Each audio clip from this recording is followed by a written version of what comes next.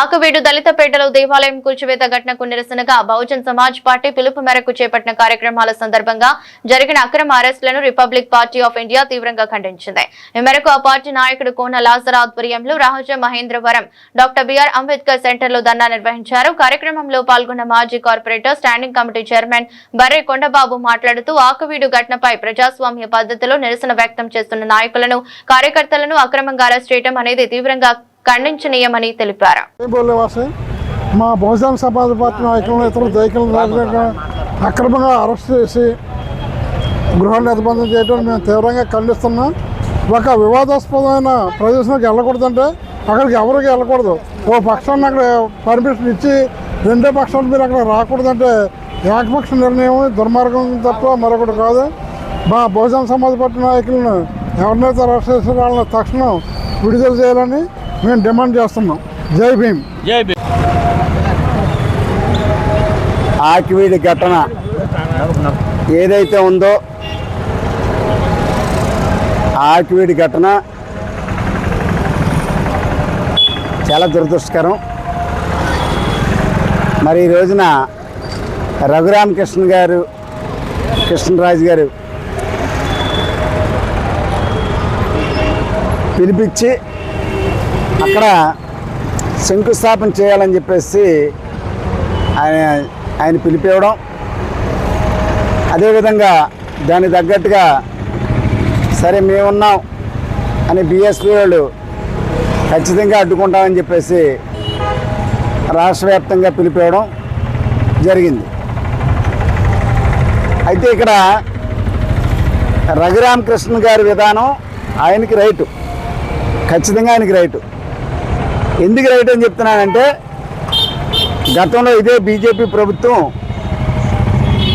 1200 కోట్ల రూపాయలతో విజయమాలిని అన్నవాడిని దేశాలు దాటించగలిగేటటువంటి కెపాసిటీ కలిగి ఉన్నటువంటిది బీజేపీ ప్రభుత్వం. అలాంటప్పుడు దాన్ని ఆలోచించి రఘురామకృష్ణరాజు గారు చాలా తెలివిగా ఇప్పుడు దళితుల మీదకి వెళ్ళి క్రైస్తవుల మీదకి వెళ్ళినట్టయితే ఖచ్చితంగా వీళ్ళు ఏదో ఒక ఆందోళన చేస్తారు, నా లైన్ క్లియర్ అయిపోద్ది అనేటటువంటిది ఆయన ఆలోచన. ఆ లైన్ క్లియర్ అయిపోద్ది అనేది ఏంటంటే అర్జెంటుగా ఇక్కడ తెలుగుదేశానికి తొందరలో నామం పెడతాడు, ఖచ్చితంగా బీజేపీకి వెళతాడు. బీజేపీకి వెళ్తేనే కానీ బ్యాంకుల్లో తీసుకున్నటువంటి రుణాలు డొల్ల కంపెనీల పేరుతో లేకపోతే రకరకాల పేరుతో ఏదైతే బ్యాంకు రుణాలు ఎగ్గొట్టాలో ఆ బ్యాంకు రుణాలు ఎగ్గొట్టిన నాడికి తెలుగుదేశం ప్రభుత్వం అంగీకరించకపోవచ్చు.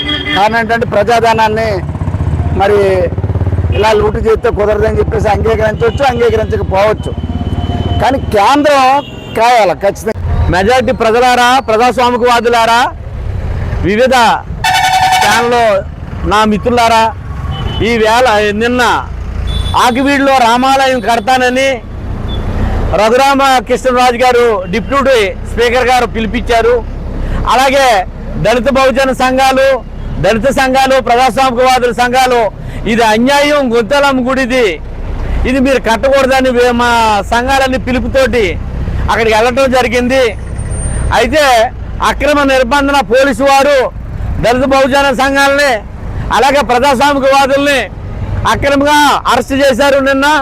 అలాగే ఇసుకపట్ల రాంబాబు గారు, దళిత బహుజన నాయకులు, అలాగే నక్క వెంకటరత్నం గారు వివిధ జిల్లాల్లోనే అనేక మందిని నిర్బంధం చేసి హౌస్ పట్నాల విజయ్ కుమార్ గారు ఇంటి అరెస్టులు కూడా, హౌస్ అరెస్టులు కూడా చేసి ఉన్నారు. ఇది పోలీసులు కాదండి, ఇది ఈ ప్రజాస్వామ్యం ఏలే వాళ్ళు, ఇది ముఖ్యమంత్రి బాధ్యత, ఉప ముఖ్యమంత్రి గారి బాధ్యత, అలాగే హోంమంత్రి గారి బాధ్యత, కూటమి బాధ్యత. ఈ నాయకులు చేసిన కుట్రతాలే నిరంకుశ పరిపాలన నశించాలని మేము అడుగుతున్నాం. ఏ రాజకీయ పార్టీ అన్నా స్వేచ్ఛ ఉంది భారత రాజ్యాంగంలోని. మీ రాజకీయ పార్టీలు స్వేచ్ఛగా జనాన్ని పోజేసుకోవచ్చు, ఎంతో మందిని చంపేయవచ్చు.